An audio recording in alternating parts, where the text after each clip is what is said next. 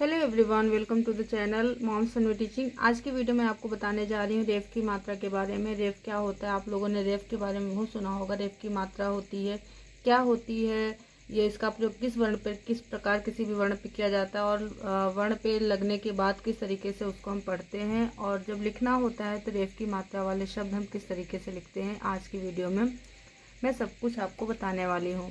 सो आइए वीडियो को स्टार्ट करते हैं। वीडियो स्टार्ट करने से पहले आपने चैनल को सब्सक्राइब नहीं किया है तो प्लीज़ चैनल को ज़रूर सब्सक्राइब करें, क्योंकि आपको मेरे चैनल पे ऐसे ही एजुकेशनल वीडियोस देखने को मिलेंगी। आइए वीडियो को स्टार्ट करते हैं। सबसे पहले देख लेते हैं कि रेफ होता क्या है। तो रेफ जो होता है यह वर्ण का र वर्ण का मात्रा रूप होता है। ठीक है, र के दो रूप होते हैं, एक होता है रेफ और दूसरा होता है पदेन। लेकिन आज की वीडियो में आपको बताने जा रही हूँ रेफ के बारे में कि रेफ क्या होता है, रेफ की मात्रा हम किसी भी वर्ण पे किस तरीके से लगाते हैं। तो जो रेफ होता है यह अक्षर र का आधा रूप होता है। ठीक है, अक्षर र का आधा रूप होता है। लेकिन जैसे देखिए यहाँ पे लिखा है क आधा र और म आधा र, इस तरीके से हम लिखते हैं जब भी किसी वर्ण में स्वर नहीं लगा होता, अस्वर नहीं लगा होता है, तो हम इस तरीके से आधार लिखते हैं। ठीक है, जब अस्वर उस वर्ण में लग जाता है तो वो वर्ण पूरा हो जाता है। ठीक है, जैसे क लिखा है, क में, इसका मतलब यह है कि अवर्ण छुपा हुआ है। अगर इस क में अवर्ण न लगा होता, अस्वर न लगा होता, तो ये इसके नीचे भी हम इस तरीके से हलंत के द्वारा एक लाइन जो ऐसे लगाते हैं, इसको हम बोलते हैं हलंत, हलंत लगाते हैं। तो र के नीचे आधा र, इस तरीके से हलंत मैंने लगाया, तो इसका मतलब क्या हुआ, ये आधा र हुआ। अब क प्लस र प्लस म मिलाकर के क्या बना, कर्म। ठीक है, कर्म बना। लेकिन ये लिखने का तरीका सही नहीं है। इसको हम र को क्या करते हैं, इस रूप में लिखते हैं। कर्म लिखने के लिए हम क्या करेंगे, र को यहाँ से उठा करके ये इस तरीके से लगाते हैं, तो हो गया ये कर्म। ये है रेफ की मात्रा।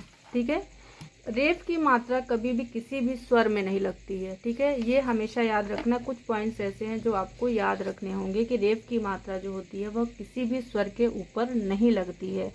ठीक है, और रेफ की मात्रा कभी भी किसी वर्ण के पहले, मतलब कोई भी शब्द अगर हम लिख रहे हैं तो उसके पहले वर्ण पे कभी भी रेफ की मात्रा नहीं लगेगी। ठीक है, जैसे मान लिया हमने लिखा, ठीक है ना, स के ऊपर अगर रेफ की मात्रा लगाएंगे तो इसको हम कैसे पढ़ेंगे, नहीं पढ़ पाएंगे। तो हमेशा क्या ध्यान देना है कि रेफ की मात्रा शब्द के पहले वर्ण पर नहीं लगेगी। इस चीज़ का विशेष आपको ध्यान देना है। और रेफ की मात्रा कभी भी किसी शब्द के बाद यानी अंतिम में नहीं आती है। कोई भी शब्द हमने लिखा, उस शब्द के अंतिम में रेफ की मात्रा नहीं आती है। अब आप ये सोचेंगे कि यहाँ पे लिखा है कर्म। ठीक है, तो कर्म में म के ये अंतिम अक्षर क्या है, म है, तो कर्म में लास्ट में र आया। लेकिन ऐसा नहीं है, हम क्या बता रहे हैं, इसको लिखेंगे कैसे, क आधा र और म। तो इसका मतलब ये क्या हुआ, र हमारा आया क और म के बीच में। तो इसका मतलब यह है कि यह किसी भी शब्द में लास्ट में नहीं आएगा, और यह जो है वर्णों के बीच में आएगा। ठीक है, ये वर्णों के बीच में आएगा। अब ये नहीं कहेंगे कि दो वर्णों के बीच में ही आए, कभी कभी जो आधे अक्षर वाले जो शब्द होते हैं उसमें भी आता है। तो इस चीज़ का ध्यान देना है कि यह वर्णों के बीच में आता है। रेफ की मात्रा कभी भी लास्ट में नहीं आता है, अंतिम में नहीं आता है, यह वर्णों के बीच में आता है। ठीक है, जैसे देखिए यहाँ पे लिखा है ध आधा र म धर्म, न आधा र क नर्क, न और क के बीच में र आ रहा है, और लिखने का तरीका क्या है, ये है।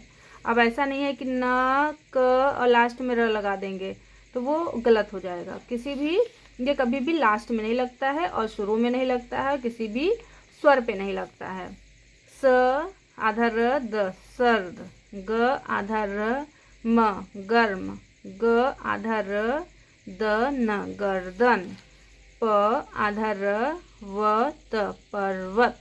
ठीक है, अब इसमें एक चीज़ और ध्यान देना है आपको कि लिखते समय जब भी हम रेफ वाले शब्द लिख रहे हैं तो इसमें रेफ की मात्रा जो है, र का आधा रूप जब सुनाई देता है तब हम क्या करते हैं, र का प्रयोग उसके उच्चारण के अगले वर्ण पे करते हैं, अगले वर्ण के ऊपर लगाते हैं। जैसे यहाँ पे देखिए प दा अर्थ, पदार्थ, यहाँ पे क्या है, पदार्थ लिखा। जैसे यहाँ पे देखिए हमने लिखा प दा आधा र और थ।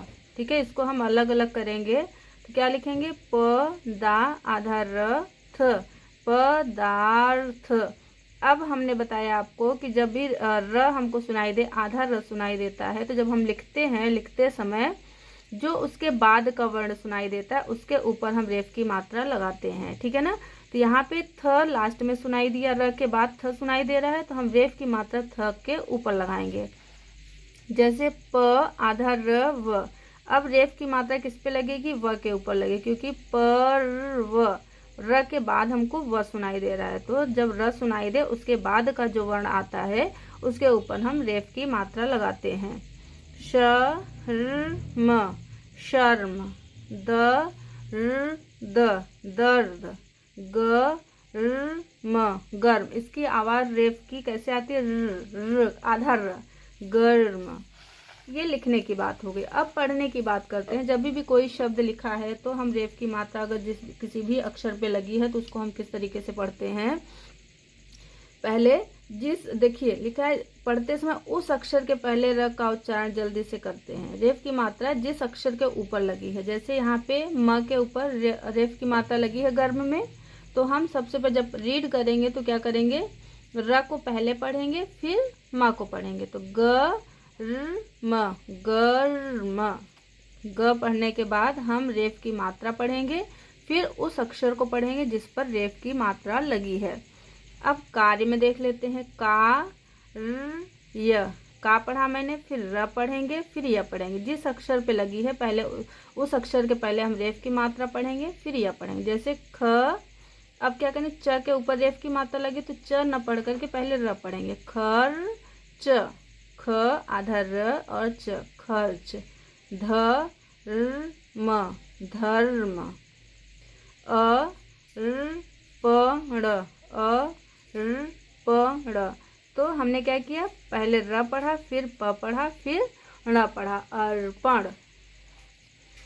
और क्या ध्यान देना है, जब किसी शब्द में जब रेफ के ऊपर र का उच्चारण आ रहा हो और उसके उच्चारण के बाद का वर्ण आधा हो, तब हम रेफ की मात्रा आधे वाले वर्ण पर न लगाकर उसके बाद आने वाले पूर्ण वर्ण पर लगाते हैं। कैसे लगाते हैं, जैसे लिखा है दुर्व्यवहार। अब देखिए हमको दु के बाद र सुनाई दिया, फिर व्यवहार सुनाई दिया, तो हम यहाँ पे व के ऊपर न लगा करके मात्रा हम र की मात्रा किस पे लगाएंगे, य पे लगाएंगे। आधे वाले वर्ण पे न लगा करके पूर्ण वर्ण पे हम रेफ की मात्रा लगाते हैं। जैसे यहाँ पे लिखा अर्घ्य, तो यहाँ पे रेफ की मात्रा हम घ पे न लगा करके य पे लगाएंगे, क्योंकि हम कभी भी आधे वर्ण पर रेफ की मात्रा नहीं लगाते। आधे वर्ण के बाद जो पूर्ण वर्ण आता है उसके ऊपर रेफ की मात्रा लगाते हैं। यहाँ पे लिखा अमर्त्य सेन, अमर्त्य सेन। अब हमको र, म के बाद र सुनाई दे रहा है, र के बाद आधा त सुनाई दे रहा है, तो हम र की मात्रा त पे न लगा करके इस पूर्ण वर्ण पे य पे लगाएंगे, तो यहाँ पे हो गया अमर्त्य सेन। अगला पॉइंट है, जब किसी शब्द में जब रेफ के रूप में र का उच्चारण आ रहा हो और उसके उच्चारण के बाद का वर्ण मात्रा वाला हो या उस पर मात्रा लगी हो, तब रेफ की मात्रा उस वर्ण पर न लगा करके हम मात्रा के ऊपर लगाते हैं। ठीक है। जैसे आप देख लीजिए यहाँ पे लिखा है आशीर्वाद। ठीक है, आशीर्वाद, आशी आधा र वा द, आशीर्वाद। आशी फिर र आ रहा, आधा र लिखा, वा द, आशीर्वाद। इस तरीके से लिखा। अब देखिए हमने बताया मात्रा के ऊपर लगती है, तो यहाँ पे व वर्ण है, क्या है, व है, तो व के ऊपर रेफ की मात्रा नहीं लगाएंगे। जो मात्रा आ की मात्रा लगी है इसके ऊपर हम रेफ की मात्रा लगाएंगे। ठीक है।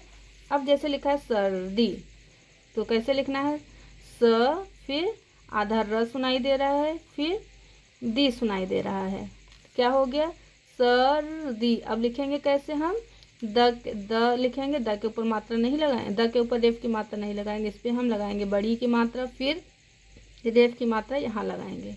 ठीक है। जैसे गर्मी, तो रेफ की मात्रा हम म पे इस तरीके से लगाएंगे, यहाँ म के ऊपर रेफ की मात्रा नहीं लगती। हमेशा ये ध्यान रखना है कि ऊपर हम रेफ की मात्रा लगाएंगे। ठीक है, ये रहा आज का वीडियो। आपको रेफ की मात्रा समझ में आ गई होगी बहुत अच्छे तरीके से। वीडियो अगर आपको थोड़ा भी यूज़फुल लगा, वीडियो पसंद आया, प्लीज़ वीडियो को लाइक कीजिए, शेयर कीजिए और चैनल में आप नए हैं तो चैनल को ज़रूर सब्सक्राइब करें। मिलते हैं नेक्स्ट वीडियो में।